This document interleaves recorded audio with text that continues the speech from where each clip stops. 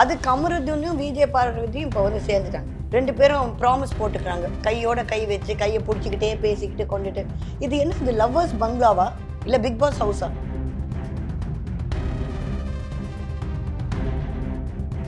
First of all நீங்கள் பார்த்தீங்கன்னாக்கா அந்த பெலூன் அக்கான்றாங்க. அந்த பெலூன்ற அர்த்தமே வந்து it is a very vulgar mean. That's very very vulgar. அந்த மாதிரி ஒரு மேட்ரு பண்ணிட்டு ஒருத்தங்க உள்ளே வராங்க.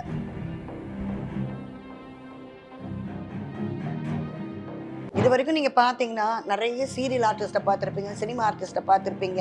ஏன் நீங்கள் பார்த்தீங்கன்னாக்கா அந்த நிஷா கூட வந்தாங்க, பட்டிமன்றம் நிஷா.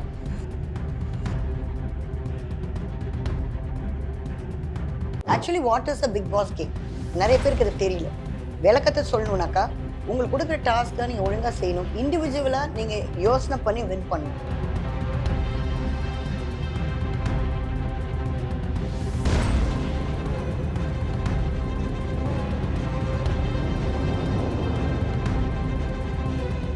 ஐபிஎன் நேயர்களுக்கு வணக்கம். நான் உங்க கோமதி தேசிங். வரிசையா பல நட்சத்திரங்கள் கூட பேசிட்டு இருக்கோம். இன்னைக்கு அந்த வரிசையில நமக்கு வந்து நிறைய புரிதல் ஊற்ற விதமா என்ன நடக்குது சினிமால அப்படின்னு பேசுறதுக்காக நம்ம கூட ஆக்டர் ஷார்மிளா அவங்க இருக்காங்க. வணக்கம் மேம். வணக்கம். நல்லா இருக்கீங்களா? நல்லா இருக்கேன். ஓகே மேம், இப்போ இந்த பிபி பார்த்துட்டு இருக்கீங்களா? பிக் பாஸ் பார்த்துட்டு இருக்கீங்களா? ரீசெண்டாக நிறைய விஷயம் நடக்குது உள்ள. பட் ஸ்டில் சில அசம்பாவிதம் நடக்குதோ அப்படின்ற மாதிரி இருக்கு. அன்வான்டான திங்ஸ் எல்லாம் இருக்கு. ஆக்சுவலி அதுதான் நடக்குது. ஓகே, நீங்க சொல்ற மாதிரி அன்வான்ட் திங்ஸ்ல அதுதான் நடந்துகிட்டே இருக்கு. ஓகே.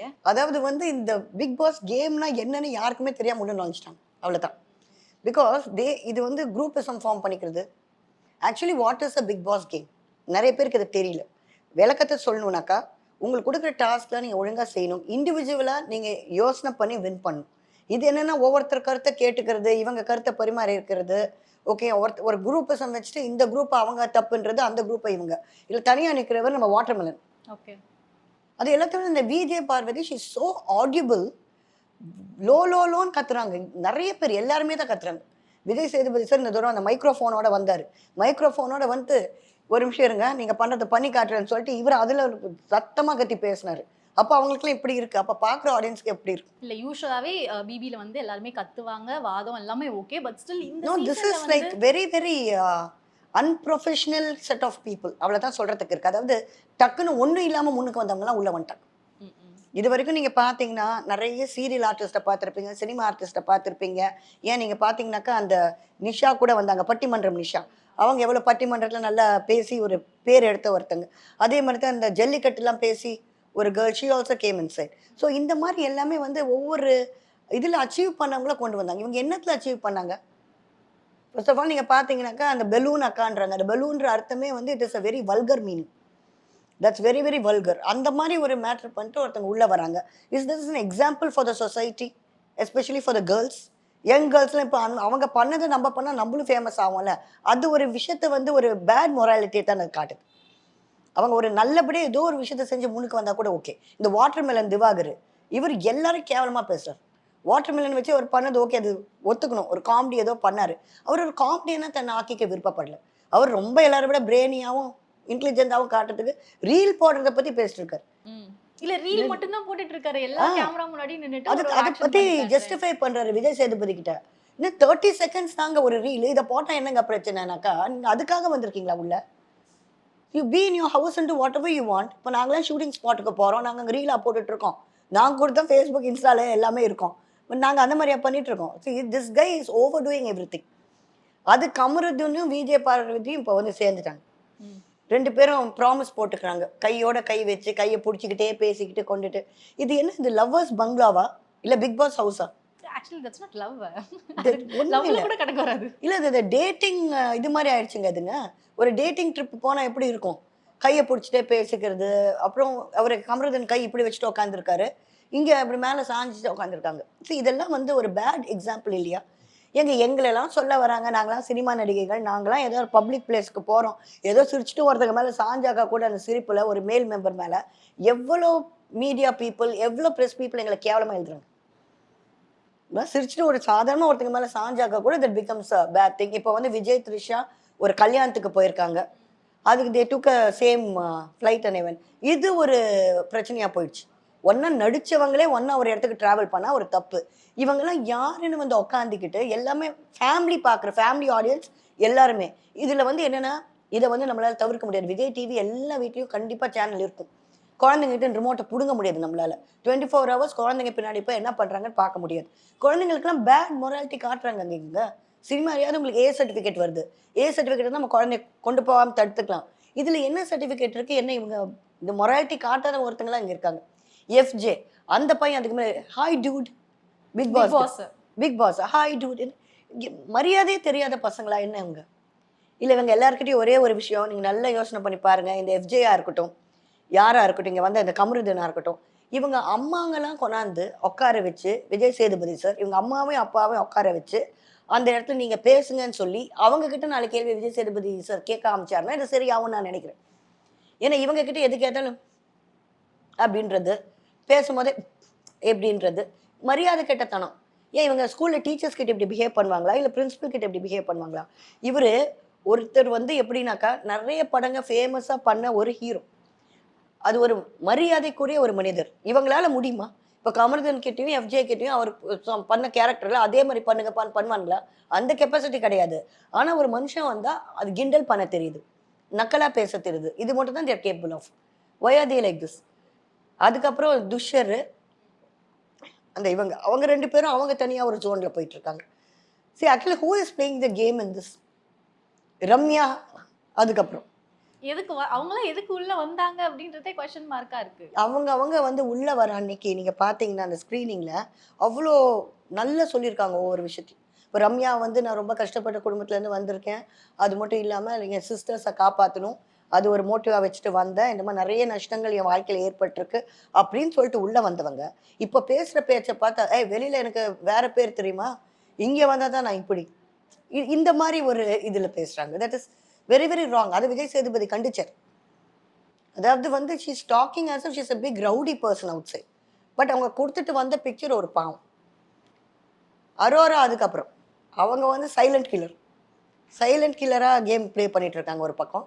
இதுல யார் வந்து ஜெயிக்கணும்ன்ற மோட்டிவே இல்லைங்க. இப்போ இருக்கிற சூழ்நிலையை வில் என்ஜாய் அண்ட் கோன்ற மாதிரி இந்த வைல்ட் கார்டு என்ட்ரி வந்து உள்ள வந்திருக்காங்களா, திவ்யா கணேஷ் ஆகட்டும், சாண்ட்ரா ஆகட்டும், இவங்க எல்லாம் என்ன பண்ண போறாங்க அப்படின்றது கொஸ்டின் மார்க்ல. இப்ப சாண்ட்ராலாம் வந்தோடனே வந்துட்டு ரொம்ப அவங்களுடைய இல்லைங்க. இந்த தூரம் சீரியஸ்னஸாவே இல்லாம போகுது. இன்ஃபேக்ட் அடுத்த சீசன் வருமான்றது question mark. Everybody have lost interest. Family audience have totally lost interest in this. இந்த விஜய் சேதுபதி சார் என்னதான் செய்யணும்னு சொல்றாங்க? ஹவுஸ்குள்ள போய் 4 பேர் அடிச்சு உதைக்க முடியும் அவரால். மேக்ஸிமம் வரும்போது சொல்ல முடியும் அவருடைய கருத்துக்களை. அவ்வளோதான் ஹி கேன் டூ. இதில் comparative study Kamal sir and Vijay Sethupathi சான்ஸே கிடையாது. ஆக்சுவலா அது பண்ணிட்டு தான் இருக்காங்க. என்ன அது என்ன அது ரொம்ப தவறான ஒரு இது. கமல் சார் இருக்கும்பொழுது வந்து ரொம்ப ப்ராப்பரா இருந்தாங்க. ஒரு ஒபீடியன்ஸ் இருந்துச்சு. இப்போ டிசிப்ளின் ஒபீடியன்ஸ்லாம் இல்லவே இல்ல. கமல் சார் இருக்கும்போது ஹூ வேர் த கண்டஸ்டன்ஸ்? இந்த மாதிரியா ஒண்ணுமே தெரியாம எங்க இருந்தோ எல்லாம் அப்படி இப்படி தூக்கி கொண்டாந்து ஒண்ணா போட்டிருக்காங்க ஒரு கும்பலா. இப்படி இல்லையே. ப்ரொஃபஷனல் ஆர்டிஸ்ட் இருந்திருக்காங்க, அவங்க மரியாதை கொடுத்தாங்க. இப்போவே 4-5 சீரியல் ஆர்டிஸ்ட் ப்ரொஃபஷனலாக நிறைய சீரியல் ஆர்டிஸ்ட்டு நிறைய பேர் பார்த்துட்டு இருப்பீங்க. சுஜிதா அவர்கள் இந்த மாதிரி நிறைய நல்ல நல்ல சீரியல் ஆர்டிஸ்ட். அப்படி 4 பேரை கொண்டாந்து போடுங்க. ஷில்பா அவர்களை போடுங்க, தேவி பிரியாவை கொண்டு வாங்க. இந்த மாதிரி ஆளுங்களை கூப்பிட்டுங்க. அவங்க மரியாதை கொடுப்பாங்க விஜய் சேதுபதிக்கு. ஏன்னா அந்த தொழிலுக்கு ரெஸ்பெக்ட் இருக்கு. ஒரு சீனியர் ஆர்டிஸ்ட்க்கு ரெஸ்பெக்ட் இருக்கு. இவங்க இண்டஸ்ட்ரியை சேர்ந்தவங்களே இல்லையே. Many people are outsiders. They don't know how to respect senior artist. ஏன்னா அவருடைய அட்வைஸ் அவங்களுக்கு தேவை கிடையாது. இப்போ இண்டஸ்ட்ரிக்குள்ளே வரணும்னு அவர் சப்போர்ட் தேவை. இப்போ விஜய் சேதுபதி சார்கிட்டயே மோசமாக பேசிட்டா எந்த ப்ரொடியூசர் டைரக்டர் இவங்களை கூப்பிட்டு மார்க்கெட்டில் நிறுத்துவாங்க நாளைக்கே? அப்போ அவங்களுக்கும் அந்த மரியாதை தானே இல்லை? இதுக்கு முன்னாடி பிக் பாஸ்லேருந்து வந்த 2-3 பேர் நான் சொல்ல விருப்பப்படல, சினிமாக்குள்ளே வந்துட்டாங்க. ஹீரோயின்ஸாக வந்திருக்காங்க. 1-2 பேர் வந்த ஸ்பீட்லேயே out.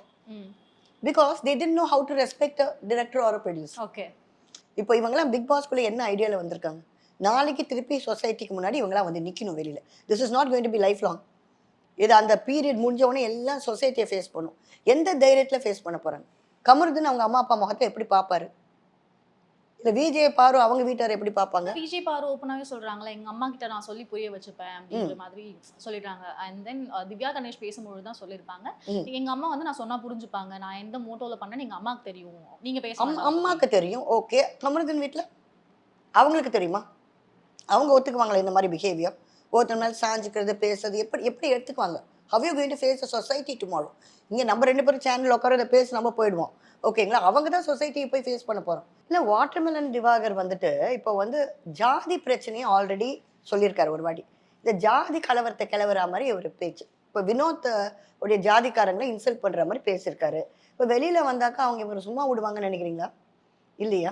Is asking for trouble தான் மோர் அண்ட் மோர். ஏற்கனவே அவரை பார்த்தா எல்லாருக்கும் கடுப்பா இருக்காங்க. இப்போ இதுல இன்னும் கடுப்பேறி விட்டா அந்த ஜாதிக்காரங்க சும்மா இருப்பாங்களா இதுக்கு? எதுக்கு வன்முறையை தூண்டுற மாதிரி அவர் பண்ணிட்டு இருக்காருன்னு தெரியல. அவரை குற்றம் கண்டுபிடிக்கிற நம்ம பிரவீன்.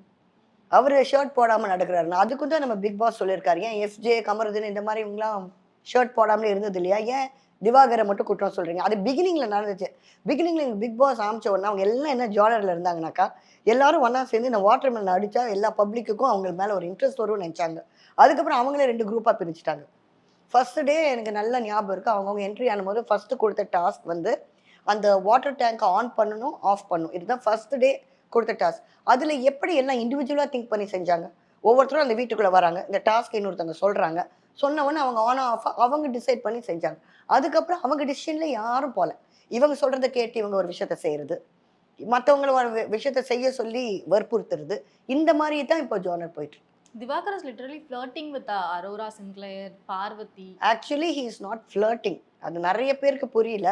அது ஃப்ளர்ட்டிங் மாதிரி காமிச்சுக்கிறாரு. ஏன்னா இப்படி ஒருத்தர் ஃப்ளர்ட் பண்றது காமெடியா இருக்கு பார்க்க. இவர் he is using that for his அது ஆக்வர்டா இருக்கு. காமெடியா இருக்குன்றத விட அப்படி பண்றது எதுமா? நடிக்கிறதாவது உங்களுக்கு நல்லா இருக்கா? எதுவுமே நல்லா ஐயோன்றது இதெல்லாம் வந்து நடிப்பாங்க. அதுவும் நான் சிவாஜி சார் மாதிரி நடிக்கிறேன்னு சொல்லிட்டு நடிப்பை கேவலப்படுத்துறாரு. இதை விட ஒரு கேவலம் இருக்குமாமா? சொல்லுங்க.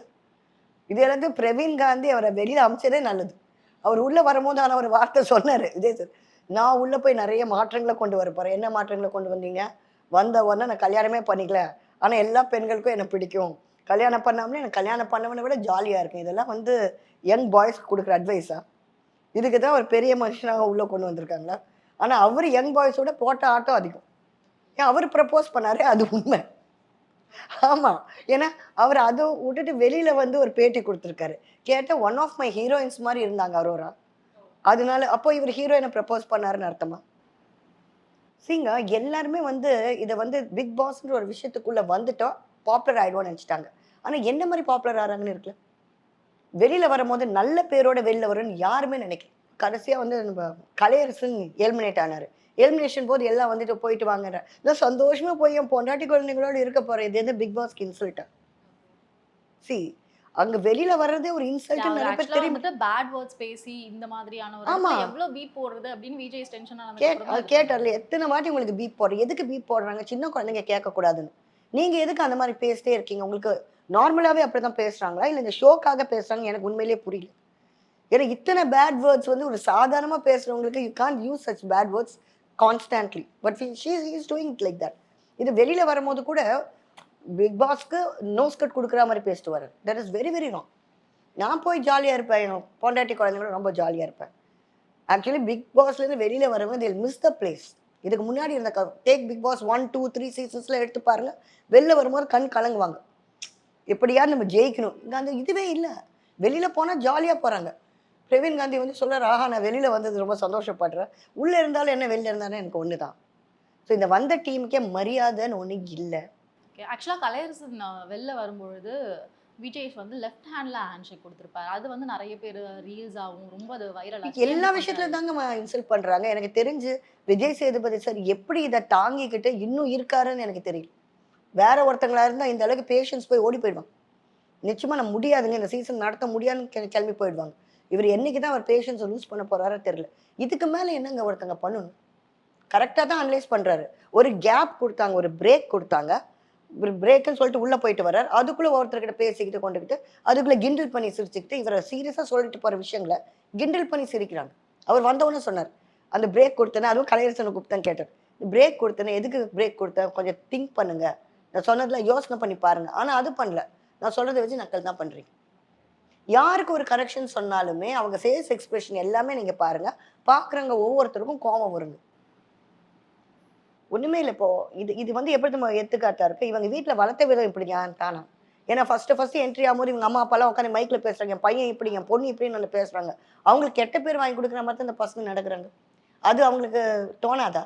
இப்போ அவங்க பக்கத்து வீட்டுக்காரங்க அவங்கலாம் இந்த ஷோ பார்ப்பாங்க. அவங்க அம்மா அப்பாவுக்கு என்ன மாதிரி ஒரு இமேஜ் இருக்காங்க? உங்க பையன் போனாருங்க, டீசெண்டா இருக்காருன்னு. இதுக்கு சில பேர் பேசாமலே ரொம்ப சைலண்டா அது ஒரு கோஷ்டி உட்காந்துருக்கு, எதுவுமே சொல்லாம. அந்த மீனவ பொண்ணு ஒண்ணு, அப்புறம் அந்த இன்னொரு பொண்ணு எல்லாமே வந்து சைலண்ட், ரொம்ப ரொம்ப சைலண்ட். சைலண்ட்டாகவே போயிட்டு இருக்காங்க. எதுலையும் இன்வால்வ்மெண்ட்டே ஆக மாட்டேங்கிறாங்க. அதுவும் that is also not accepted இல்லையா? அப்சரா வெளில வந்துட்டாங்க. Apsara actually was a good contestant. But எனக்கு தெரிஞ்சு அவங்க வெளியில வந்துருக்க வேண்டிய அவசியம் கிடையாது. Apsara is a very intelligent woman. ஏன்னா ஐ மெட் ஹர் ஒன்ஸ். அப்சரா என்ன ஒரு வாட்டி மீட் பண்ணுங்க. ரேம்ப்ல she has come as a model. மெட் is very intelligent person. So அவங்க கொஞ்சம் உள்ளே இருந்தால் நல்லா இருந்திருக்கும். அவங்க வெளியில வந்தது உண்மையிலேயே ஒரு சேடான ஒரு ஃபீல் தான் அது. பட் நிறைய பேர் நான் டிசர்விங் கேண்டிடேட்ஸ் உள்ள உட்காந்துருக்காங்க. எதுவுமே செய்யாம சைலண்டா. துஷர் என்ன செய்றாரு? ஒண்ணுமே செய்யறது இல்ல. சிட்டிக்கு கோவம் வந்த மாதிரி மறுபடியும் கோவம் வந்திருக்கு. லைக் ம், சாண்ட்ரா பேசினதுக்கும் திவ்யா கணேஷ் பேசினதுக்கும் ம். கோவப்பட்டு பேசியிருக்காரு. நான் அப்படிதான் இருப்பேன் அப்படின்ற மாதிரிலாம். இல்ல அவர் துஷர் வந்து ரொம்ப சைலண்ட். ரொம்ப அரோராவும் அவரும் தனியா they have their own space. அது துஷரை கூப்பிடுறதும் கொல்றதும் இதெல்லாம் வந்து it's not at all nice. Okay. ஆக்சுவலா ஒரு வைல்ட் கார்டு என்ட்ரி வந்ததுக்கு அப்புறம் அந்த பெர்சன்லாம் உள்ள வந்ததுக்கு அப்புறம் நமக்கு ஒரு தாட் வரும். ஓகே இவங்க தான் வின் பண்ண போறாங்க அப்படின்ற மாதிரி. இல்ல உண்மையிலே சொல்ல போனாக்கா யாருக்குமே இப்ப அந்த தாட் இல்ல. Because this big boss season is gone already. இப்போ வைல்ட் கார்டு என்ட்ரியில வர்றவங்களும் they should be some proper person to come inside. Not anybody.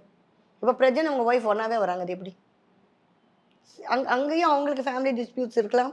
இல்ல நல்லபடியாவும் போலாம். எப்படியாவும் இருக்கலாம். இப்போ தே வில் கம் அண்ட் அவங்கக்குள்ள அவங்கக்குள்ள ஒரு குரூப்பிசம் வந்து எல்லாரையும் ஜட்ஜ் பண்ண முடியும். இல்ல அவங்கக்குள்ள இருக்க பிரச்சனைகள்னால தனித்தனி குரூப் இவங்க பிரியவும் சான்சஸ் இருக்கு. இல்ல இப்ப டாஸ்க் கொடுக்கும்பொழுதே சாண்ட்ரா வந்துட்டு பிரஜனை தான் கூப்பிடுறாங்க. ம். மேபி சாண்ட்ரா மட்டும் உள்ள வந்திருந்தா பிரஜனை கூப்பிட வேண்டிய நீட் ஆமா. இருந்திருக்காங்க.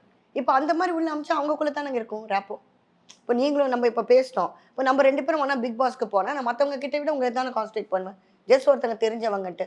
அப்ப அது how will it become a game? Yeah. கேம்ல நீங்க இண்டிபெண்டன்ட்டா போய் தான் you have to handle with new people. First time வரும்போது எல்லாம் ஒருத்தர் இன்ட்ரோடியூஸ் பண்ணிட்டு கொண்டுட்டு இருந்த அந்த இது அப்புறம் இல்ல.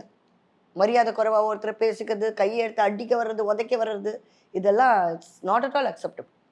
அக்கார்டிங் டு யூ நீங்க யார் ஜெயிப்பாங்க அப்படின்னு நினைக்கிறீங்க? எனக்கு தெரிஞ்சு 2, 3 பேர் ரொம்ப சைலண்ட் கில்லர்ஸா இருக்காங்க. ஆ, ஒண்ணு ரியானா அண்ட் இன்னொன்னு வந்து அந்த மீனவ பொண்ணு. அது ரொம்ப அது வந்து அந்த பிக் பாஸ் வரும்போது தான் அந்த சேர்ல உட்கார வச்சு நம்ம பார்க்கலாம். மத்தபடி எங்கேயுமே அந்த பொண்ண நம்ம பார்க்கவே முடியாது. ஷோலயே அவங்க எங்க இருக்காங்கன்னே தெரியாது. Whether she is doing task or not also ஒண்ணும் இல்ல. And one more thing I am telling you, cameras are not focusing on them. That is a main complaint which all of us feel. இந்த 3 பேரை concentrate பண்ண மாட்டேங்கிறாங்க cameraman. வச்சிருக்க கேமராவோ it's already inbuilt camera whatever we know. Mainly aiming only these people. இவங்கள தான் அவங்க டார்கெட்டாக வைக்கிறாங்க. யார் சர்ச்சைக்குரியவங்களா இருக்காங்களோ, யார் பிரச்சனைகளை கிரியேட் பண்ணுறாங்களோ, full focus is on them only. இப்போ இவங்களெல்லாம் ஃபோக்கஸ் பண்ணி பார்த்தா தெரியும். கனி அக்கா. Okay, okay. கனி அக்கா is a senior actress and all that stuff. So அவங்களும் வந்து 1, 2 மிஸ்டேக் பண்ண இப்போ எஃப்ஜேயோட சேர்ந்துக்கிறாங்க. இந்த மாதிரி 1, 2 மிஸ்டேக் அவங்க செய்கிறாங்க தான். But she make some sense. வந்தபோது இல்லைனாக்கா கூட இப்போ கொஞ்சம் ஓரளவுக்கு ஓகேயா இருக்காங்க. இந்த 3 பேர் இன்னும் கொஞ்சம் கான்சன்ட்ரேட் பண்ணி இந்த கேமை நல்லபடியாக விளையாண்டாங்கன்னா ஃபைன். ஏன்னா எதுலையுமே இன்வால்வ் ஆகாமல் தள்ளியே இருந்துட்டு அது எஸ்கேப் ஆகி போகிற மாதிரி இருக்கு. You involve in everything at the same time use your heads. அவ்வளோதான். Okay ma'am. உங்க நேரத்தை செலவழிச்சு இவ்வளவு விஷயம் பேசினதுக்கு நன்றி.